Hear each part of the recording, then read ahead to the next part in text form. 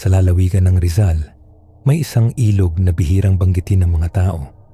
Ang ilog Balintawak, tahimik, nakatago at napapalibutan ng misteryo. Ang mga nakatatanda, lagi nilang sinasabi, huwag pupunta sa ilog kapag sumapit ang gabi.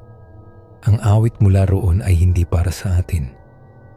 Ngunit may mga hindi nakikinig sa babala. Isang dalaga ang sumubok harapin ang alamat. Si Lara, isang batang mananaliksik na gustong malaman ang katotohanan. Ngunit ang kanyang kwento ay naging babala na rin para sa iba. Si Lara ay isang batang mananaliksik mula sa Maynila. Determinado siyang hanapin ang mga alamat ng Pilipinas para sa kanyang dokumentaryo. Nang makarating siya sa Barangay San Felipe, napansin niya ang katahimikan ng lugar. Ang mga bahay ay puno ng anting-anting at ang mga residente ay tila palaging nagmamadali sa tuwing papalapit na ang gabi. Pumasok siya sa tindahan ni Mang Celso, isang matandang kilala bilang tagapag-alaga ng mga alamat sa lugar. Nagtanong siya tungkol sa ilog Balintawak. Sa una, nag-aalangan ng matanda, pero kalaunan, nagsimula itong magsalaysay. Marami na ang pumunta sa ilog na yun, at karamihan hindi na nakabalik. Ang awit na maririnig mo roon, hindi iyon awit ng tao.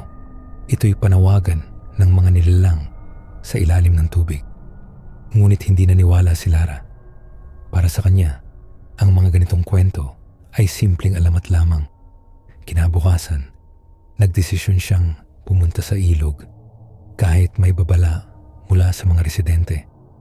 Pagsapit ng hapon, sinamahan siya ng isang batang taga-baryo na si Rico. Dinala siya nito sa makitid na daan papunta sa ilog. Sa gitna ng kanilang paglalakbay, huminto ang bata at itinuro ang daan papunta sa tulay ng Balintawak. Manang, umuwi na po kayo bago dumilim. Hindi ligtas dito. Ngunit tumangulang si Lara at nagpatuloy. Sa kanyang isipan, ang takot ng mga residente ay isang anyo ng maling paniniwala. Hindi siya naniniwala sa mga kababalaghan. Pagdating niya sa ilog, naramdaman niya ang kakaibang lamig ng hangin. Walang ibang tunog kundi ang banayad na daloy ng tubig. Hinanda niya ang kanyang kamera at nagsimulang kumuha ng footage. Ngunit habang siya'y abala, unti-unting narinig niya ang isang kakaibang tunog. Isang awit. Malamyos ang boses, malungkot, at tila nagmumula mismo sa ilalim ng tubig. Tila hinihila si Lara papalapit sa tubig. Habang nakayuko siya upang kumuha ng larawan, may napansin siyang mga anino sa ilalim ng tubig. Hindi ito mga bato o halaman, kundi mga mukhang nakatingin sa kanya. Biglang lumitaw mula sa tubig ang isang babae. Ang kanyang balat ay malakristal at ang kanyang mga mata ay parang itim na hukay. Siya ang umaawit. Hindi maipaliwanag ni Lara ang kanyang nararamdaman. Para bang nawawala ang kanyang kontrol. Narinig niyang bumulong ang babae. Sumama ka sa amin. Matagal na kaming naghihintay. Sa isang iglap, naramdaman niyang may mga malamig na kamay na humila sa kanya, papunta sa ilalim ng tubig. Sinubukan niyang magpumiglas, ngunit tila nagiging mas malapot ang tubig sa bawat galaw niya. Kinabukasan, natagpuan ng mga residente ang bag at kamera ni Lara sa gilid ng ilog. Ngunit ang kanyang katawan ay hindi na nakita. Nang panoorin nila ang footage mula sa kanyang kamera, nakita nila ang kanyang huling sandali.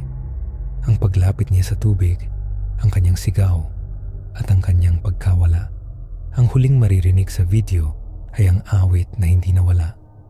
Ngunit ngayon ay may panibagong boses na kasabay, ang tinig ni Lara.